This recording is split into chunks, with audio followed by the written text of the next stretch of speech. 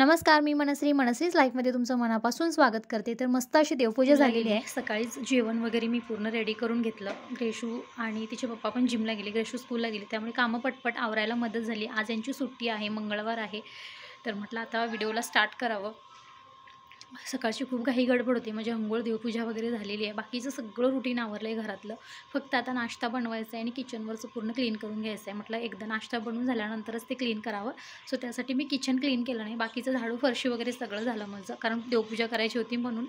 आणि आज सिटीमध्ये पण जायचं आहे, जसं आठवड्याच्या भाज्या असतील किंवा बाकीची जी काही कामं असतात आमची आजच्या दिवशी होतात, कारण यांची सुट्टी असते. त्यामुळे हीटची फोडी उठली तोंडामध्ये आणि फार त्रास व्हायला त्याचा. मला बोलतानासुद्धाही दुखा लागलं ते, आणि थोडासा वीकनेस आहे आणि घशामध्ये पण इन्फेक्शन, म्हणजे असं सर्दी व्हायच्या टायमाला किंवा खोकला असल्यावर कसं त्रास होतो तसं त्रास व्हायला लागला आहे आणि वीकनेस पण आहे. म्हटलं डॉक्टरकडे दाखवून यावं. कालच जाणार होती मग, पण पॉसिबल झालं नाही. ग्रेशूचा दवाखाना, घरातली कामं, परत यांना जॉबवर जायचं होतं, त्यासाठी नाही झालं ते सगळं.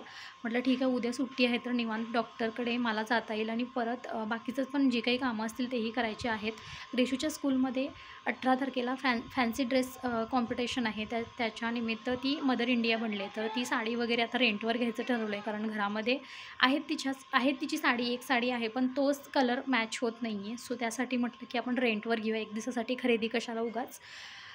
तर त्याची पण तयारी करायची, ते सगळं बघायचं आहे जाऊन आम्हाला. आता रेंट किती असेल किंवा तिच्या साईडची भेटते की नाही ते पण सगळं आजच बघावं लागणार, पण उद्या का परवा 17 की 18 तारखेला आहे. मी मेसेज आता बरेच 8-10 दिवस झाले मेसेज येऊन, तर तो चेकच केला ना, तेव्हा रीड केलेला आता म्हणजे लक्षात नाही आहे, तर तेही मला चेक करावं लागणार. पण आजच्या दिवशीच आम्हाला ते सगळं अरेंजमेंट करून ठेवावी लागणार आहे, म्हणजे नेमक्या टायमाला आणून तिला रेडी करून पाठवता येईल. आणि आज तिचं फोटो सेशन करायचं आहे, म्हणजे घरातच, असं काय प्रोफेशनली नाही. पण उद्या आषाढी एकादशी आहे, त्याच्यानिमित्त म्हटलं थोड्याशा तिच्या रील्स बनवूया, तिला छान रेडी करूया, रखमाई बनवूया.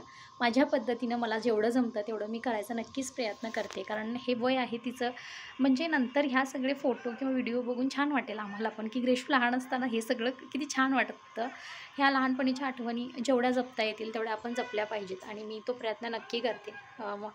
तिची तब्येत थोडीशी ठीक नाही आहे, पण ती रेडी आहे करायला, तर ठीक आहे म्हटलं. तिच्या कलेनी तिला जेवढं जमते, जास्त फोर्स नाही, एकदम परफेक्ट व्हायला पाहिजे असंही काही नाही, जसं होईल जेवढं होईल तेवढं करायचा प्रयत्न चालू आहे. सो त्याची पण आता तयारी करून ठेवायची आहे मला. तर बघू आता. ग्रेशूचे पप्पा आलेत, ते नाश्ता बनव म्हटले मला, सो मी आता नाश्ता पहिला बनवून घेते आणि मग व्हिडिओ कंटिन्यू करते. भाजी बनवून झाली, शिमला मिरचीची भाजी बनवली होती मी. कुकर झालं आहे, भाताचं गरम आहे, इकडे आमटी पण झाले आणि इथे मी उपीट बनवलं.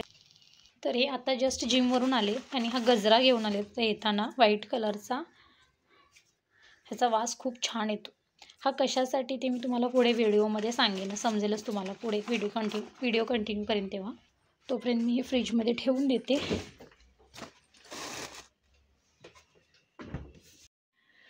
नाश्ता वगैरे झाला, सगळं क्लीन करून झालं, भांडी वगैरे सगळी घासून घेतली, बाकी सगळं रुटीन आवरलं आहे.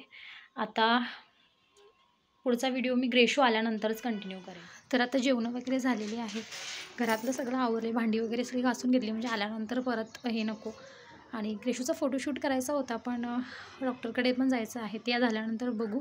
आज जमते की उद्या जमते माहिती नाही, बघू काय आता खूप दगदग व्हायला लागली कामांची खरं तर.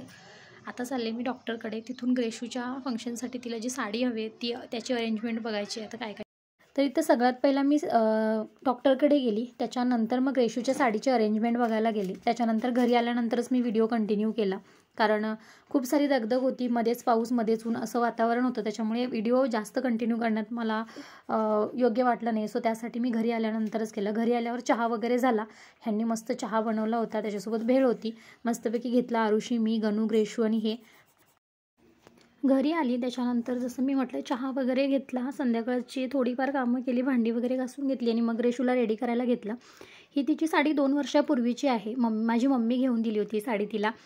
लास्ट टाईम गणपतीला मी साडी घातली होती तिला. ह्याच्यावर काही रील्स पण तिचे शूट केलेले आहेत, इन्स्टाला पण आहेत आणि यूट्यूब चॅनलवर पण आहेत.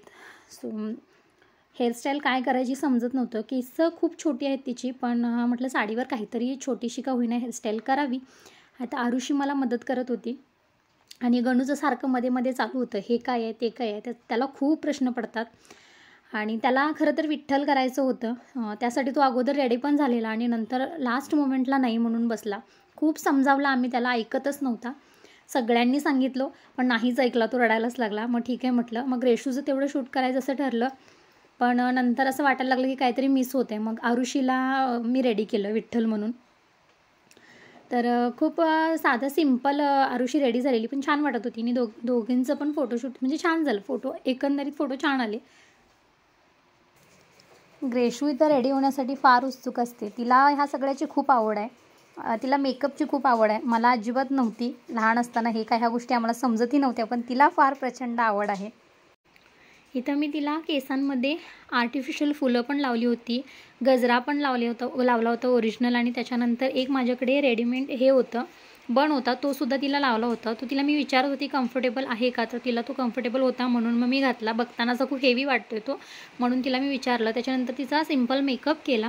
तिच्या पप्पांना विचारलं हे सगळं व्यवस्थित दिसतंय का, तर त्यांच्याकडून पण डन आलं. त्याच्यानंतर तिला हिरव्या बांगड्या घातल्या. ह्या माझ्या भावाच्या लग्नातल्या होत्या. तर थोड्याशा लूज घेतल्या होत्या मी, म्हणजे कधीही फंक्शनला वगैरे यूज करता येतील म्हणून. आणि त्याच्यानंतर तिला टिकली लावली. आणि तिला ना ह्या सगळ्या गोष्टींची प्रचंड आवड आहे. जसं मी म्हटलं, आता तिची तब्येत ठीक नाही आहे, तरी पण ह्या सगळ्या गोष्टींसाठी ती रेडी होती.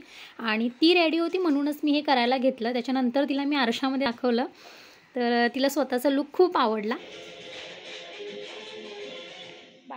तर हा आहे तिचा फायनल लुक. कसा वाटला नक्की कमेंटमध्ये सांगा. साधा सिम्पल पण स्वीट असा, आणि खूप छान रील्स शूट केले. त्याच्यानंतर खूप सारे फोटोज पण काढले. काही फोटो मी पुढे अटॅच करते, तर नक्की बघा आणि आवडलं तर नक्की सांगा.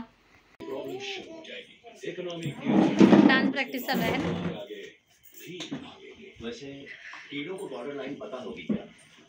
मस्त असं पिलूचा मेकअप केलाय.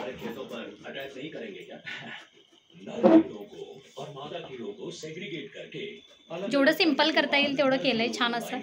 आता काही रील्स शूट करायचे आहे ना, करणार ना. पैंजण घालूया आता म्हणजे पैंजण घालतं तिच्या पायामध्ये देऊ. तर आता 11:15 वाजलेत आणि सगळी कामं आवरली. ग्रेशूचा व्हिडिओ शूट करायचा होता, ते शूट करतच तिचा पहिला मेकअप केला. त्याच्यानंतर तो व्हिडिओ शूट करतच मी स्वयंपाक केला. बाकीचं सगळं आवरलं. तर तिला औषधं घालायची आहे, तर ते आता औषधं मी तिला घालते. बाकीचं पूर्ण क्लीन झालं आहे. तिथे ग्रेशू फार थकले आहे ना बाळा, फार थकले. ती कंटाळा आलाय तिला खूप. आता लवकर झोपेल ती, दुपारी पण झोपली नाही. तर काही फोटोज आणि व्हिडिओज काढलेत ते मी माझ्या यूट्यूब चॅनलवर, इंस्टावर वगैरे मी अपलोड करेन. तर प्लीज चॅनलला सबस्क्राईब करा. आणि तुम्हाला जर हिचे फोटो आणि व्हिडिओ आवडले असतील तर लाईक करा, है ना. बाय. खूप मेहनत घेतली तिने आज.